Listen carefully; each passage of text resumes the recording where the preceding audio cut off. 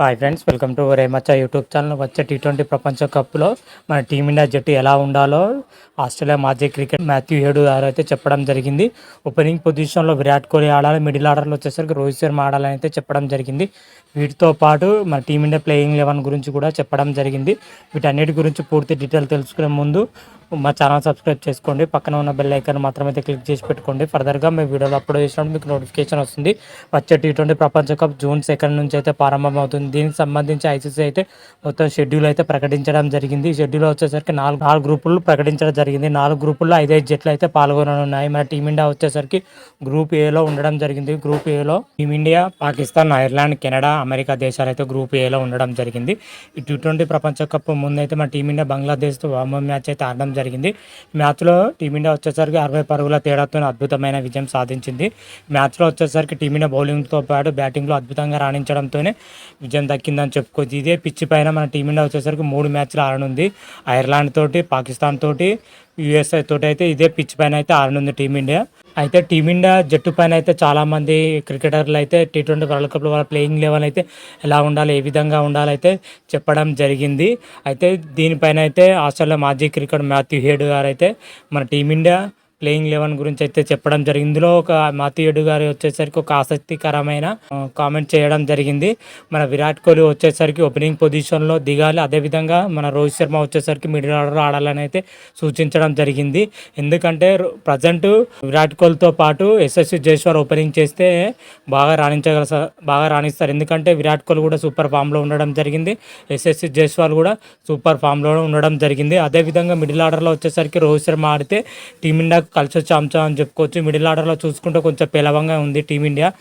Rohit Sharma middle ఆర్డర్లో ఆడితే మాత్రమైతే టీమిండియాకు తిరుగుండని కూడా చెప్పడం జరిగింది ఎడన్ గారు.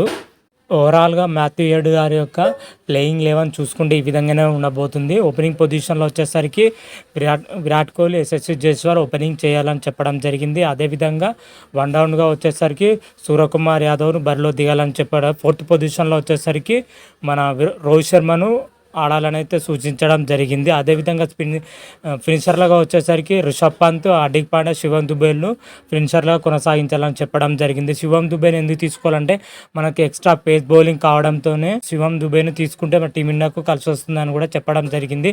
అదేవిధంగా వికెట్ కీపర్లో చూసుకుంటే సంజు శాంసన్ కంటే రిషబ్ పంత్ బెటర్ ఆప్షన్ అని కూడా చెప్పడం జరిగింది.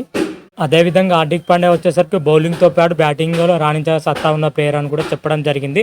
అయితే స్పిన్ విభాగంలో చూసుకుంటే రవీంద్ర జడేజాను, కుల్దీప్ యాదవ్ను తీసుకోవాలని కూడా సూచించడం జరిగింది. వీళ్ళిద్దరు మాత్రమైతే రవీంద్ర జడేజా బ్యాటింగ్లోని, బౌలింగ్లోని రాణించగలడు. అదేవిధంగా కుల్దీప్ యాదవ్ స్పిన్లో మాత్రమైతే మంచి పర్ఫార్మెన్స్ కనబరిచాడు కాబట్టి అతను తీసుకోవాలని అయితే సూచించడం జరిగింది. వీరితో పాటు పేస్ విభాగంలో చూసుకుంటే జస్ప్రీత్ బుమ్రాతో పాటు హర్షదీప్ సింగ్ను తీసుకోవాలని అయితే మాథ్యూ హెడ్ అయితే చూపించడం జరిగింది. ఎందుకంటే వీళ్ళిద్దరూ ప్రజెంట్ ఫామ్ మాత్రమైతే సూపర్గా ఉంది. రీసెంట్గా జరిగిన బంగ్లాదేశ్ మ్యాచ్లో హర్షదీప్ సింగ్ బౌలింగ్ మాత్రమైతే నెక్స్ట్ లెవెల్ అనిపించింది కాబట్టి హర్షదీప్ సింగ్ని తీసుకోవాలని సూచించడం జరిగింది. ఎందుకంటే టీమిండియా వచ్చే 3 మ్యాచ్లు కూడా ఇదే పిచ్ పైన ఆడుతున్నారు కాబట్టి హర్షదీప్ సింగ్ని అయితే పిచ్కి అయితే అలవాటు పడ్డాడు కాబట్టి తీసుకుంటే టీమిండియాకి అయితే కలిసి వస్తుందని అయితే చెప్పడం జరిగింది.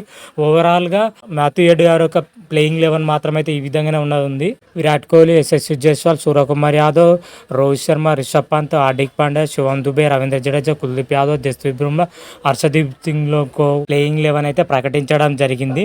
ఇందులో వచ్చేసరికి 3 ప్లేయర్లకు అయితే భారీ షాక్ తగిలిందని చెప్పుకోవచ్చు. సంజు శాంసన్, మహమ్మద్ సిరాజ్, యజేంద్ర చహల్, అక్షర్ పటేల్కి అయితే మాథ్యూ హెడ్ గారు ప్రకటించిన ప్లేయింగ్ 11 వీళ్ళు మాత్రం అయితే బెంచ్కి పరిమితం అవ్వాల్సి ఉంటుంది. ఓవరాల్గా చూసుకుంటే మాథ్యూ హెడ్ గారు చెప్పిన ప్లేయింగ్ 11 ప్రకారం టీమిండియా దిగుతుందంటే కష్టమే అని చెప్పుకోవచ్చు. ఎందుకంటే ఓపెనింగ్ పొజిషన్లో వచ్చేసరికి రోహిత్ శర్మ, అదేవిధంగా యశస్వి జైస్వాల్ దిగే అవకాశం అయితే ఎక్కువ అని కనిపిస్తుంది. వన్ డౌన్గా వచ్చేసరికి మన విరాట్ కోహ్లీ దిగే అవకాశం అయితే కనిపిస్తుంది.